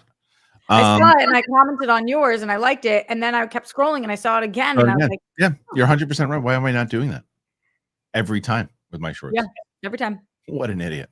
Mustafa again. Hey, what did you think of the One Piece stuff at Tadum? Did you watch the Tony Chopper footage revealing the next crew member? I did. The next crew member. Okay, listen. If you're gonna, that show is so wonderfully bizarre that you showed me who the new character was. I can't judge it yet. I got to see him. I got to see him in action. That was a show, and I say it all the time. I thought it was not going to be for me. That it wasn't meant for me. I had no business watching it. I loved that show. I told a bold-faced lie this week that I didn't realize I told the bold-faced lie until like 2 days later. Where I was talking about this news, and I was like, "Yeah, I watched One Piece, but I don't know the original source material as well, so I don't remember. I don't know this character, so it didn't really affect me." You never watched One Piece? I didn't watch One Piece. I remember you saying that. Yeah. I feel like you would love I was mixing it up with Avatar: The Last Airbender, which I watched, and they came out similar times, and they both were coming from source material. So for some reason, I thought that that's what it had said, but I just straight up on air on my show, I was just like, "Yeah, I watched One Piece. I've never seen a frame of One Piece." You should, because I think you would love it. I think I would love it too. I just can't believe I did that. I know. Well, yeah, but there's nothing worse than when you lie on accident. right. And you're like, wait a minute, I didn't see that. Luke S. Amazon Prime canceled Wheel of Time. Did you both ever watch it? I watched the beginning of the first episode, liked it, never got back to it. But people who watched it swear by it. And we have a couple of viewers who said like the first season was okay, but it didn't then really picked up. But bummer, because I think there's a lot of people who are probably going to be upset. I watched the first couple episodes of this, and then I stopped watching it. You know who's binging this right now is Steph Sabraw. Is she? She loves it. What I will say about this show is it is so ungodly expensive that, and I don't know a lot of people watching it. So kind of no shit, Sherlock, they're canceling it. Right. This is a really expensive show that for some reason did not catch on. True. That makes sense. Tim R. Juan Soto contract or Superman's box office? Who makes more? Superman's box office. Juan Soto's eating dog duty right now. But, he's young. But we'll see. But a bust. A big bust. Crashing Coyote announced. After today, we are closer to the year 2050 than 2000. That's disturbing. As I said, I couldn't believe it, Rox, when I was watching Heat last night. That movie's 30 years old. It's crazy. That's crazy. I remember seeing that movie in the theater. The movie was 30 years old. Yeah. And it's nuts. And that was 1995 to me, like in comparison, like 1965 was in 1995. That seemed like when in 1995, that seemed like 100 years ago. So nuts. Matt Krugman. I saw Friendship last night. Great, funny film overall. Is that the one with Paul Rudd? But it is strange, very misleading. Do not expect the Robinson Rudd Bud coming. It looks strange. I don't love that guy. Rudd? No, I love Rudd. I guess Robinson. I guess is the main guy. He had his own show. Yeah, of course. Yeah, you don't like him. Oh well, that makes sense because you don't like Nathan Fielder, and he is. They're kind of like. Yeah, I don't dislike him. I don't go to my way to go, okay, I find that guy funny. I've seen clips and stuff on Instagram, but it's that. I think you should leave. I do. I like it, but I don't love him the way I love Nathan Fielder. Okay. Or the way that I had loved Sacha Baron Cohen or Chris Lilly. Right. Or any of the people of that type. Like I loved Summer Heights High. I loved the Ali G show. I love Rehearsal. Right. Well, my thing though, Rox, for both of them is unjust because it's not like I've watched. I don't know if I've watched more than a clip of Nathan Fielder. And to be honest, the clip that I did see of him, I laughed and I thought it was funny. It was one where like this kid was, I don't know what show it was from this, but he was going in for a job interview, but he was letting the kid give the answers. Probably Nathan for you. That's Nathan for you. I'm guessing. And I found it funny. But I was like, I don't know. It's just something about him. You know, like, there's certain people you're like, yeah, I don't need to watch anything that person does. And this other guy, maybe this is the same thing. Unjust. Completely unjust. Everyone said that's not fair. You're not wrong. You're 100% not wrong. It's just one of those. Mara's also in this movie. I like her. Jack Dylan Grazer's also in this movie. Yeah, I saw the trailer. It looks interesting but weird. Eric Young directed and wrote it. I don't know who that is. Eric Thompson says, Foxy Roxy, come to Wilmington, North Carolina. So on my way. Yeah, are you gonna do a show there or what? Yeah. Okay, Type 5. Mike Joyce. Wow, Roxy, loving the hair today. There you go. Really? Roxy, is Real Rejects are they doing live shows across the country or what? They should. You mean is that why they sent that in? No, I don't think so. They should. I don't think we have any intention on doing. I think that maybe one day, but I haven't heard of anything. It's a lot of work. I would love to. You know, I love live shows. Yeah, it's a lot of work, but it also like Greg needs another thing to do. That's the problem. We were supposed to plan one for last year, and then we did do the fire benefit multi-con this year, and even just doing one panel, it was like it's so much work, and that was in LA. Yeah, it's a lot of time too. Yeah, it's got to be worth it. That's the whole thing. Noah S. Hope you guys are having a great day. Thank you, Noah S. Have either of you checked out the new FX Hulu comedy Adults? Watched it all. It's 50-50 for me. Half the jokes are good. The other half makes me want to drink sand. Oh. I have been recommended this by a few people this week, so I will check it out. However, I've been told that this is a show about Gen Z. And so it makes sense that some of the jokes hit or miss depending on what generation you're in. Yeah, I'll have my daughter watch it because anytime I can't even joke about how if I say like that's the thing with your generation. If I do one of those, she gets so up in arms. Is she Gen Z or is she Gen Alpha? She's Z. My little one's Alpha. She gets so up in arms. It's like I don't even bring it up. Crashing Coyote. Thoughts on Battlefront 2 resurgence because Andor.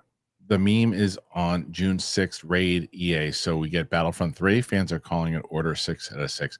Like I said, I was never a big Battlefront guy. I respected it and I liked it, but I was never like I liked more the RPG games where I like the what's Knights of the Republic's my favorite Star Wars game. I like when the story is really rich. I liked Battlefront 2 because there was a story going on with that one. So if they do a third one with a story, maybe. But I'm not part of the movement, as if you will. But we'll see. We'll see if they're able to do anything with it. I don't know. Okay, Robert. It says, when counting the number of shows you watch a year, how do you count the normal broadcasted shows, like ones that run the full year? Does Law and Order count for last year's numbers or this year's? That's a great question. Both. Anything that has an episode that airs in 2025, I count. So what I don't count is like I went and watched, I forget which shows I've watched this year from previous years, but like when I rewatch Friends, that doesn't count as a show I watched this year. It didn't air in 2025, but anything that airs in 2025, I count as a show from this year. Okay. Let's see. Next one after that. Yeah, we have a new member. Oh yeah. We're excited to introduce everybody to our new member, Initial D's Overdrive. Thank you for that. We have a lot of great stuff. As I say, PLD is going to probably be hitting me up pretty soon about a new unedited reaction that we put up. We try to put up at least one a week. So hopefully you guys get one of those this week. I'll see what PLD requests. We've got a lot in backed up. Roman, what's up, Roman? Where you been? Hey, Kristian and Rox on the job. Well, there you go. Can't listen as much. It makes sense. Glad to be here today. Well, Roman, you should definitely be subscribed to the Clips channel then, if you haven't. I clicked it by accident. Relax. Since I've been out a bit, favorite movies and shows of the year so far. I'll let Roxy answer the shows. Someone asked me this the other day as far as my favorite movies go. I would tell you that I think my favorite movies that I've seen so far, my favorite is Sinners. Thunderbolts is really good. I missed Warfare, which I want to see. And what else that I love? I loved Sinners also, and I loved Companion. So I good. didn't see that. And you loved Mission Impossible, didn't you? Yeah, loved. Yes, good. But it wasn't my favorite of the year. Okay. So I'm just gonna put Sinners up there right now. I haven't been blown away by anything outside of Sinners. For TV shows, Dying for Sex, Adolescence, and Severance are on the top of my lists. When's Dark Matter season 2 coming out, Roxy? Good question. Let me look. Mike Joyce, I think is that Thor 3?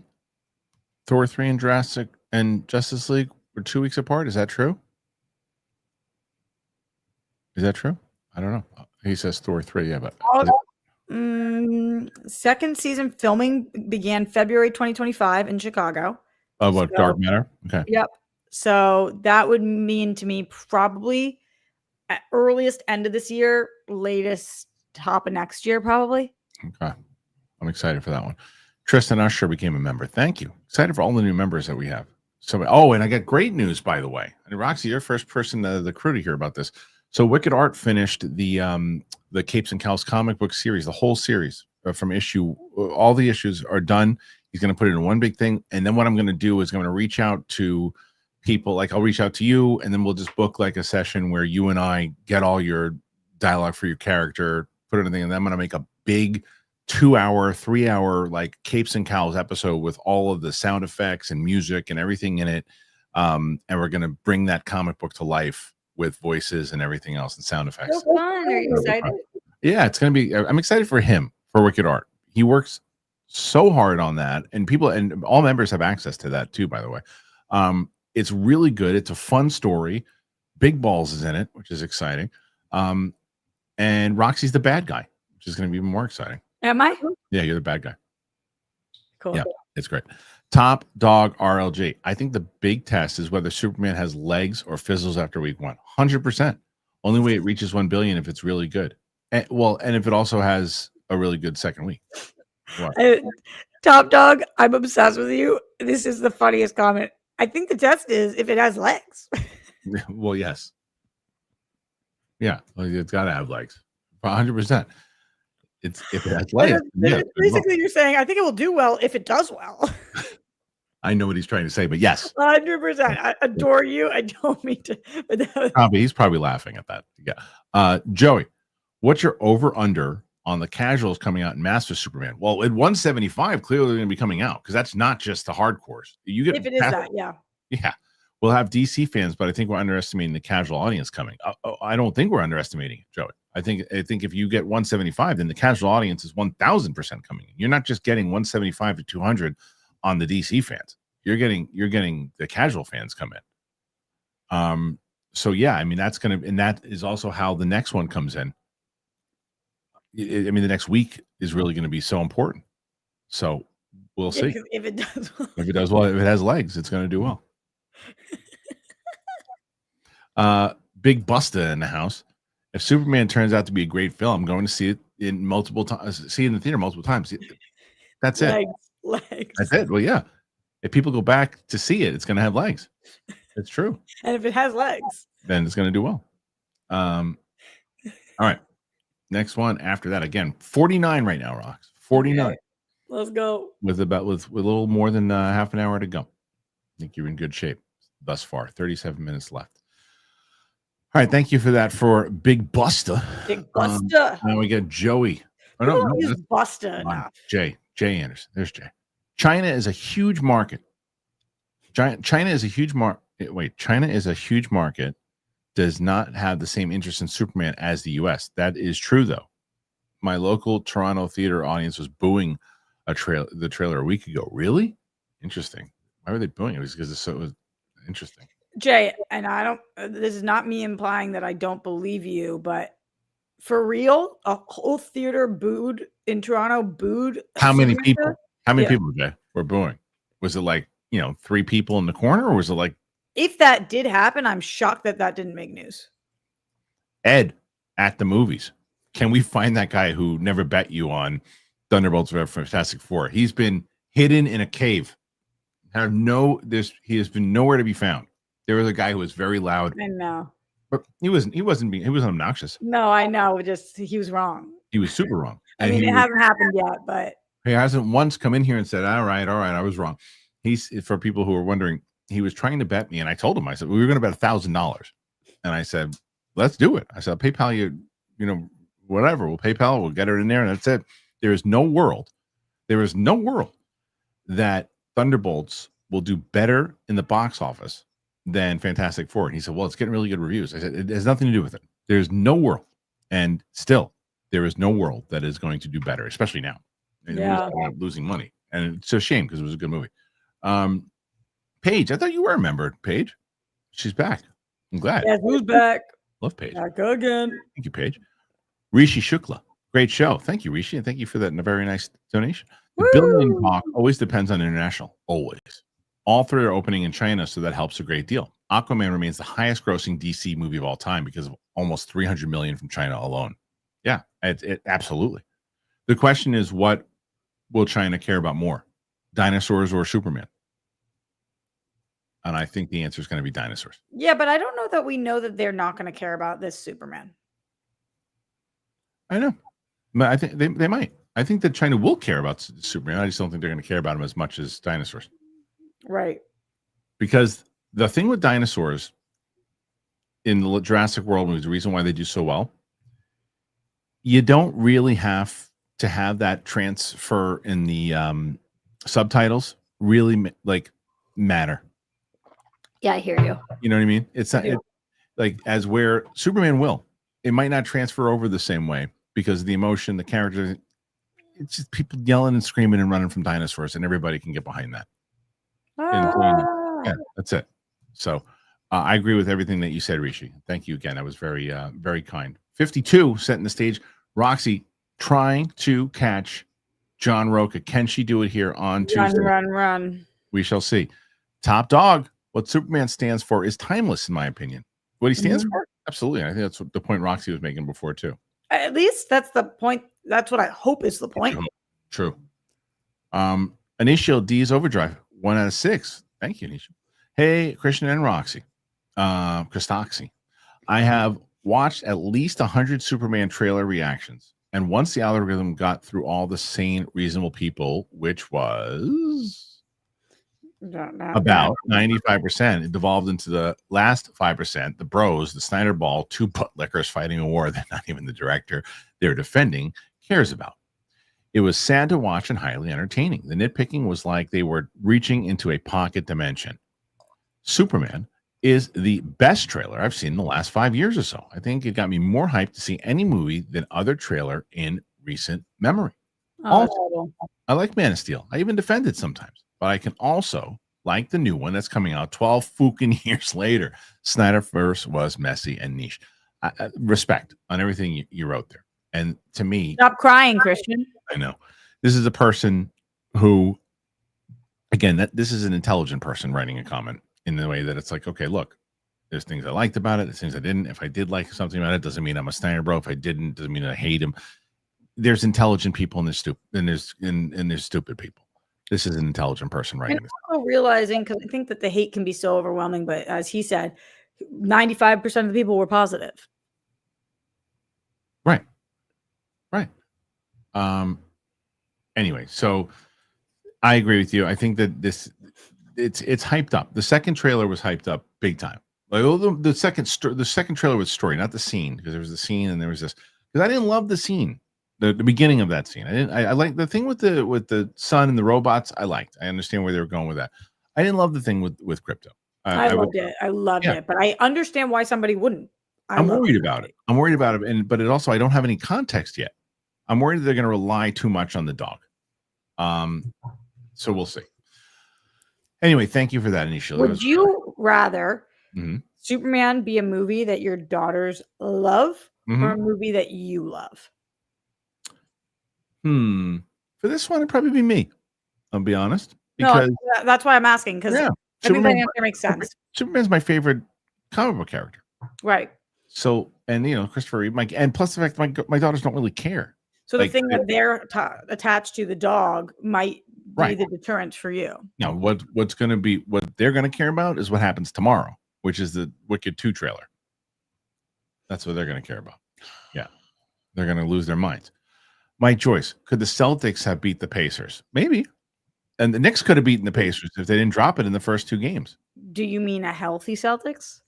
Or do you mean a without Tatum Celtics? Yeah, the Celtics were healthy for those first 2 games too, and they blew it the same way the Knicks blew it. I'm just asking for this question. Is he asking without Tatum or no, with him?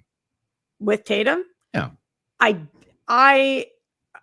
I thought that the Celtics were going to run through everybody. So it's hard for me to answer that question because we did not show up to the Knicks. So I don't know how we would show up to the Pacers. Pointing on both teams, Rox. The way that you guys played in those first 2 games against us is how we played against the Pacers in those first 2 games. And you can't win, as you said, you can't win games. You can't win series if you lose. If you drop 2 at home. Yeah. It's over. It's horrible. It's over.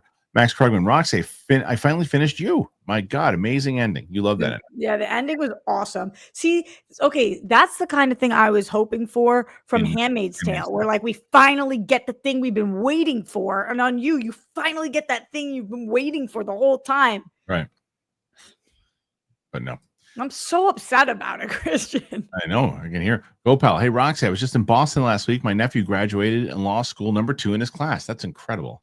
That is incredible. And also, I don't know where he went to school, but Boston has some of the absolute best schools. So to be number 2 in your class there. Yeah. I want to take a weekend. I want to take a weekend with the family and go to Boston. Like, there's so much fun stuff. Kristian, have you ever even done a duck tour or like Freedom Trail walk? Have you done any of the Boston things? No, I've been to Boston, I feel like once in my life. And I think it was like, I don't even remember it. I think it was there with my dad, like briefly. It is so beautiful and so fun. And I want to go. It's especially if you're with your family and your kids, there's just so much to do there. I really want to go to Cape Cod, though. Really, Cape Cod's the best. That's where Kate goes all the time. I know. Go, pal. I finally get to see Sinners after work tonight. Oh, dude, enjoy it. It comes out on digital tomorrow, by the way, which is what we're going to do. Go see it in theaters before it comes out on digital? You absolutely should see it in the theaters. A2J became a member. Look at this. We're getting a lot of new members here. Oh, A2J. Go, pal. Still need to catch up on Wednesday's show and the first half of Capes and Cowls from last week. Or you can go to the Clips channel. Do that too. Mike Joyce. Wicked for good trailer drop tomorrow. Are you excited? I know Roxy is. This is the best. Yeah. It's the best. I am a little nervous, Kristian, because I love the musical. I love the show. And I loved the first movie so much. The songs in the first half of the movie are stronger than the songs in the second half. Sorry, the songs in the first half of the show are stronger than the songs in the second half of the show. Right. So, because we have Defying Gravity and Popular, which are the 2 biggest hits of the Wicked songs. So I am kind of curious if the trailer is going to hint at, like, are they going to do another reprise or are they just sticking to the, I'm very interested, but I'm excited for this. All right, let's see. Next one here, making sure are you on the screen by yourself? Yes, I am. Okay. Why? What are you doing? Picking your nose? Kristian's board tour. Hey, Roxy, you looking lovely today. Please ask Kristian to stop keeping me all to himself. I need time to breathe, baby. Nothing on that? You know, you have some interactions with Big Balls in the comic book. We'll see if I do. We'll see if I do. You're going to rewrite it? Yeah. I think he's more obnoxious to Steph in the comic book than he is to you.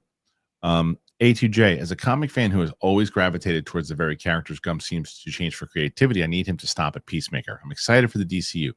Who do you guys want to see in the DCU? This is more of a question for Roxy, as she's more in that world and knows about it more. For me, the easiest, most cliche thing is I want to see who the new Batman is. That's what I want. I think that's such a fair answer. I have been clamoring for a long time for a Mr. Freeze movie. I think after we saw how they did the first Joker movie, thinking about what a beautiful story that they could tell with Mr. Freeze, right, would be really, really cool. So I don't think that that's necessarily the direction we're going in, but that's something that I would love to see. Who I want to see in this DCU, I want to see how they do, like our Poison Ivy, our Harley, our baddies, our sirens. There you go. There's a DC answer from the DC girl. Brooklyn, Roxy, how do you like your eggs in the morning? Scrambled, right? I love eggs so many different ways. Definitely the most basic and easy is scrambled, especially like eggs, bacon, and toast. I could have 5 days a week. Turkey bacon or regular? regular. Turkey bacon's good and better for you. Yeah. But if I'm just like living on the edge, bacon. Sure. Bacon. Yeah. Clay Titus. Hey, you fiznoons. I was looking for the Steph and Mike clip on Big Hands. I couldn't find it, but I cracked up laughing at your face in the profile. What's up with that? Looks like you found a goal with the WhatsApp app. Is that what it is? On the profile, what's up? It looks. Not sure what that is, but I will. What is Fun's News? I don't know, but that clip with Mike and Steph, I'm actually going to put it up as a separate clip, and because I have like a whole playlist of the things that made us laugh, I just haven't been able to put that up yet. That one's so good. But it's great. It's hilarious. Really, really funny. I examined her hands. They're normal size. Mike's an imbecile. Gopal, I fell off Handmaid's Tale before the end of season 2. It was too depressing. Apparently it stayed that way. Yeah, and I did that for 6 more years than you did. Yeah, it's too much. And Gopal follows it up and says the Tylenol cyanide thing happened in like 86. Yeah, that's what I think I said that. Yeah, you said 80s. He was just reiterating. Yeah, that was horrifying. I did not know about it. And the fact that they never put anybody away for it, and many people died. That's a lot. Mike Joyce, what food reminds you of your childhood? I just bought some Nutty Buddies. Whenever I eat them, I remember eating them at my grandma's when I was a kid. I'd say Italian ices. Popcorn shrimp. Popcorn shrimp is a good one too. Yeah, whenever my mom used to let me pick dinner, I would always say corn and shrimp. Right. And she would make this like frozen popcorn shrimp in the oven and make corn. That was my favorite meal. Wow. Very that sounds nutritious. really good, actually. Yeah. Gopal follows up the Tylenol thing and says apparently that's the reason why there are no capsules anymore and everything comes in tamper evident packaging now. Yeah, they talk about this in the doc. If you're interested in this, it is fascinating how these changes were made and what Big Pharma is able to accomplish and how much Johnson & Johnson said that they were the victims of this situation when actually all these years later come to light, they might have been the cause of the situation. Not sure, allegedly. Yeah, allegedly. Mike Joyce, I like the setup for Roxy's TV picks more. No, you don't. Her going like this? What are you talking about? That can't be true. No. My back hurts. Oh. Gopal. Every time you say Michael Bay, my brain flashes to the Bruckheimer Simpson title card. Probably some 90s thing burned deep to my brain. 100%. Like he was the best. He was the best in back like for the 90s. I mean, people are like, wait, you like Michael Bay? No, for the symbol of the 90s, he's a great 90s director. I love one of his movies, which is The Rock. It's a great movie. I never saw it. And I like Armageddon. You never saw The Rock still? No, I love Armageddon. Oh, you have to do that. You got to let them. You should tell Greg that you've never. I have a whole list of movies like that I've never done that Greg is not tapping into, man. They do so much stuff, and it's all like algorithmically prepared. So yeah. Okay. Let's see. Here we go. Another one. Gopal. I saw like 2 episodes of One Piece and I loved them. Some reason never went back and continued. Go back and watch it before the season 2 comes I loved One Piece. You loved it, right? You're the best. Okay. So right now, Rox 56 going in with this one. Q. We haven't seen our QMD SMD. Support for Roxy, enjoying the show as always. Well, I think he was here last week. Yeah, that's true. We haven't seen Crystal. Crystal hasn't been here. If Crystal shows up, you might be able to beat Rocha, but it doesn't look like that's going to happen. 56. We're trucking along. Roman. We got 22 minutes. Complete agreement about Sinners. It's my favorite film so far. The Pit is my favorite show so far. Roxy loves that too. Yeah. Thank you, Roxy, for the recommendation on that one. I got you. It makes my heart sing when you guys listen to my TV picks and then you love them. It's so exciting. I think The Pit was such an easy one to miss this year because it's a medical drama that most people were like, what? Why would I watch this? But I can't believe it's going to make my top 10. It might make my top 10 of the year. Mike loved it too. Tom Hanks, Roxy, I'll ask again. Thoughts now on Karen Reed? Who's that? How crazy was that I didn't know about that situation? I still don't know what's going on with that. Oh, that wasn't on this show that I found out about this? What is Karen Reed. Oh, this is okay. Oh, gosh, Kristian. Maybe it was with Rocha. This is a huge trial. Yes, probably. This is a huge trial in Boston that's been going on not only for years because she went through the trial and then there was a mistrial, but now she's on the new trial where her boyfriend, who was a police officer, was killed and she's on trial for his murder. Okay. when they brought it up, when I guess I was with Rocha, I had no idea about what this was. Since then, I've seen it everywhere. And all of my friends are like, how did you not know this? You're from Boston. This has been the biggest story here for years. My thoughts are that she didn't do it.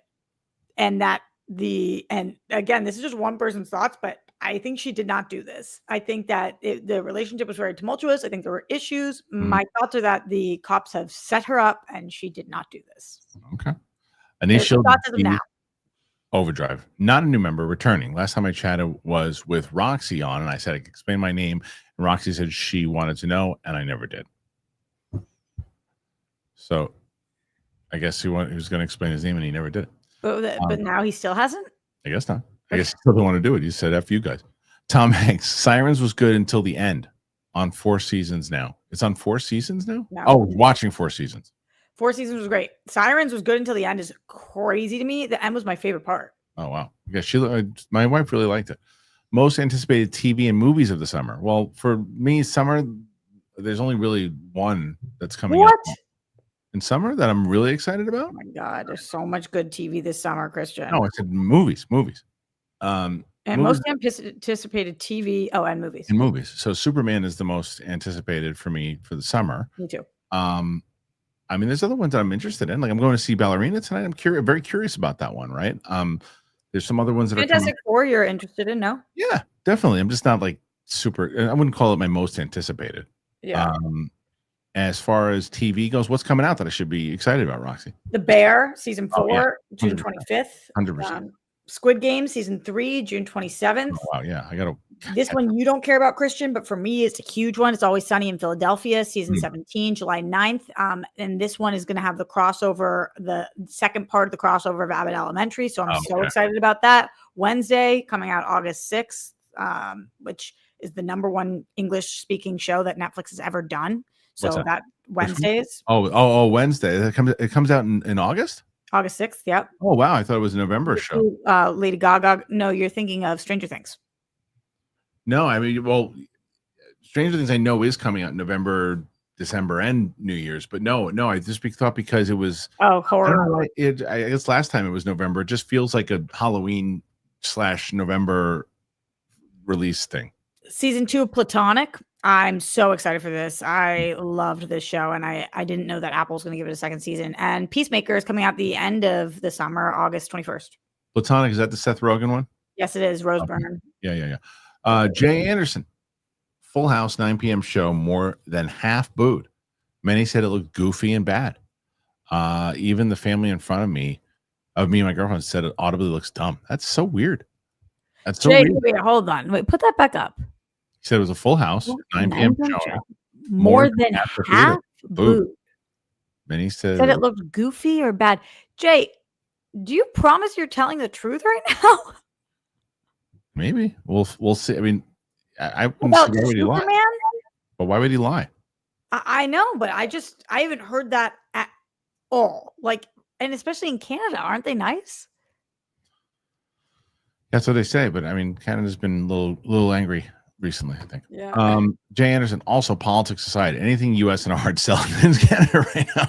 As I said, sport teams are also getting booed outside the areas in Toronto. That's what I just said. Totally. Yeah. So that Jay, wow. That's interesting though, Jay. And it definitely gives us insights. It's something that I haven't even thought about, is how this country is being perceived in other countries right now, which, like, I don't know where we're at with the tariff situation, if that will affect Superman's viewing in other countries and people wanting to boycott America in any way. Maybe.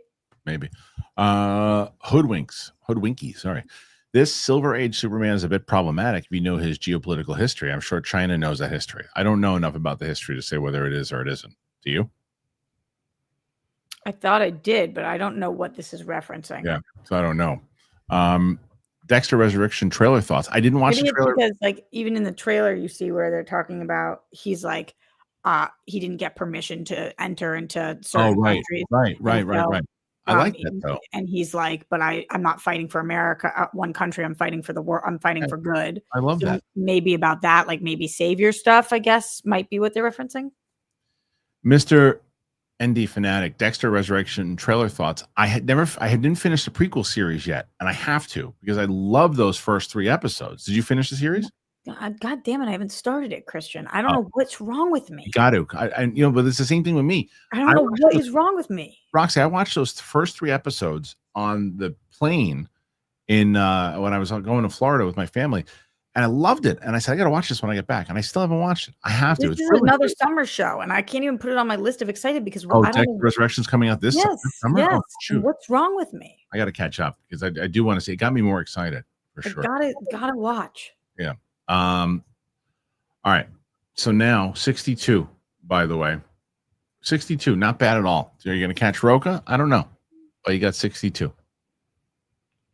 And we are now, again, thank you to Mr. Andy. Now we got Trey Parker. Thoughts on the Knicks firing Thibs? You knew somebody was going to get canned. You can't do what you did. They blew it. They blew it. Top dog RLG. I played both the Last of Us games and loved the show. The backlash seems less about quality and more about people only being able to consume media through a narrow political lens. Thoughts? I don't agree with that. I don't think that that's everyone who doesn't like it. I don't think it's fair. I had a great conversation with Steph last week. She didn't like it. We were talking about the things that were going on. You talked to Roxy. She loved it. So it's just, again, difference of opinion. I don't disagree with you, though, that there are some people who are looking through the political lens of it. And that's usually the people get loud. But there's a lot of times that if you have a show that just isn't hitting for everybody, it not just allowed people who have those political agendas. There's other people who are going, yeah, just like I didn't like it. I didn't think it was a good season. Steph, another one, didn't think it was a good season. So other people didn't think it was a good season. And then you get the other side of it. Well, I talked to Steph and she did not say she didn't think it was a good season. She said she thought it was an awful finale and she won't be watching next year, but that it had great episodes. I think she felt about this kind of how I felt about Andor. Okay, but it didn't come off that way when I was talking to her last week. But I also agree. There were some episodes I really enjoyed. I think 6 was fantastic. Are you not watching season 3? I'll watch it. She's not watching season 3. Yeah, she told me that. And I don't blame. I mean, but I'm not going to be excited for it the way that I was looking forward to season 2. I'm shocked by this. I'm shocked. We both agreed, though. Steph and I both agree that for some reason they made Ellie way more annoying this season than they made her. Like I didn't find her. Some people disagree with me and said that she was annoying in season 1. I didn't find her annoying. I found her extremely annoying in season 2. I don't think it was Bella Ramsey's fault. I think it was the writer's fault. Yeah, I thought the show was amazing. I mean, I can't believe how much people are disliking it. I thought it was amazing. Okay. I mean, that's fair. That's the beauty of opinion. Yeah. Go pal. I feel like I saw Real Rejects reaction to The Rock. They must have put another team on it, I guess. Oh, maybe. Well, it certainly wasn't me, unless it's one of those times where Greg and John were bringing up a movie the other day, and I was like, "Oh, I'm dying to see that," and they were like, "Literally watched it for the channel." And I was like, "Fuck, really? When?" I can't remember. How does that work? Are you exclusive to them watching movies? I don't know. Because if you come into town, we should watch The Rock. if they did it already. You know, I haven't been to New York since pre-pandemic. I know you got to come. You definitely got to come here. It's just so fucking expensive there. It's more expensive there than it is here. Not where I am. Not where you are, but if I come to New York, I'm going to the city, obviously. Yeah, sure. But I'm just saying, you could. The hotels there. I was looking the other day. It's like $800 a night for a hotel. Crazy. That's crazy. It's crazy. I don't expect you to remember initial. Okay. What I keep saying. I don't know if I was saying that right before. I guess not. Initial also follows it up. It's not important. Support for Roxy. Thank you, Initial. Initial. Okay. I have a friend whose name is spelled like this. That's Anatol. Oh, well, I think that's what I said. Always Sunny coming back soon. You just made my day, says Mike Joyce. It is the greatest long running show ever. Honestly, I might even put this over SNL. And I love SNL, but Always Sunny. It's going to be the 17th season. Yeah, this show is love it. People swear by it. So good. Yeah, people swear by it. J Mobile. I hope Soups, Fantastic Four, Jurassic Park are all great. The only thing I worry about for Soups is if Jurassic Park is great, doesn't that second Jurassic Park Friday cut into Soups opening potentially? Yeah. Potentially, but again, if it's tracking for 175, then it really doesn't matter. You know what I mean? If it's striking for 175 and it hits 175, then it really doesn't really matter. So right now, 64 rocks, and then Jay Anderson says, "There's no lies. Not trying to start shit. Just sharing my experience for the sake of conversation." So we didn't feel like you were trying to start shit. No, Jay, I think you're awesome. I just am shooketh that a theater of Canadians, half of them audibly booed Superman. Yeah. That is like crazy to me. It makes more sense though when you think about why, with everything going on in the world. Totally, That's why. but that's the whole point of Superman, is that he's here for the world, not for like. But he wasn't though. He was about truth, justice, and the American way. That was his whole thing. So that's still going to go with you. All right. So Roxy currently catching strays out there. Yeah, we're at 64. So we're going to sign off now, unless one of these things happen where we always have like a Steph or even a Rocha situation where you're about to sign off and then they keep you on. But if not, we'll be back. What did Rocha hit? 113. Yesterday. He had a good one yesterday. But Roxy, before we do sign off, where can the good people find you? Find me everywhere at Roxy Striar on Wednesdays and Sundays on my channel. Sundays I talk television, and Wednesdays I talk everything else. All right. So there's one more here from Brooklyn. Lees say Spacey is making Paxil 2, retitled NyQuil. No, I don't think that. Maybe so. Top Dog is giving us Encore. Top Dog. Sorry for poking so much fun earlier. I think he was laughing at it too. Roxy, thank you for being here. Do we have legs? If we have legs, we'll do well. If we have legs, we'll be here. But thank you for being here. I'm excited to talk to you next week, but we're not. No, what are you filming tomorrow that you're not doing the show? Tell you in a second. Rishi Shukla. With all due respect to Always Sunny, which I love, the greatest running show is South Park, which also comes back in July. That's another. I like South Park. Forever. I like South Park a lot, and South Park is more of a commentary all the time. Always Sunny is funnier to me. Always Sunny to me, there's nothing funnier than It's Always Sunny. I cry laughing at those episodes. Isn't The Simpsons still on TV though? That's the longest for running. The Simpsons is what? How long has it been running? I don't think The Simpsons has been longer than SNL. No, not an SNL, but it's no, definitely not. The Simpsons was 1990 and SNL was 75. Yeah. So, but as far as that's the scripted one. So you mean yeah, Buster. And Grey's Anatomy is up there, man. Grey's Anatomy. Wasn't Superman created by a Canadian? I think he was. Top Dog. The live stream needs legs, people. See, he's poking fun at himself. Exactly. Where are our legs?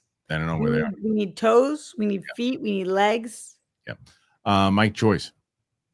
You find out Big Balls has a play date with the shit rats. What do you do? Is Big Balls allowed to play with them? Yeah, easily. What? You remember the shit rats from the Collider days with me and Schnepp? Yeah, of course. Yeah. Of course. So Big Balls would have a good time with the two shit rats. They'd probably cause chaos. I'm pissed at the rats right now. Shit rats? Why? They went in my sister's car and they bit out all of her whatever, and now she was like $5,000. Rats got into her car? So I guess this happens a lot in Boston or in cold places when you park your car outside. The rats are cold, so they try to get into your car by the heat to warm up. And all of a sudden she's driving, her car wasn't working. She took it in and they were like, oh, the rats ate all the wires. She has like a beautiful car. Oh my God. My wife would literally have a heart attack. My sister she like vomited. Oh, unbelievable. It's like a family of rats that eat through the stuff. 71 rocks, pretty damn good. Missed one. Nonetheless. No, I didn't. I got it. You did. What did I miss? Community. Community? The hell are you talking about? Community. Community. I don't have nothing. Community. I don't know what you're talking about. I don't have anything. Community. I don't understand what you're asking. Top Dog says, Rox, please tell me you've watched Community. Oh, where is that? Oh, that one. I didn't see that one. Okay, there it is. Which I, of course, have. There is another one here, too. Top Dog, Mets or Dodgers tonight, Kristian. Go Mets. For sure. All right. Well, that one. Community? Have I seen Community? No, I never watched it. Yeah. It's a lot I missed, Rox. A lot I missed. All right. But I didn't miss being on the show here today with you. We did it. We made it happen. Another one, Kristian. Why aren't you paying attention to the people? It's not happening.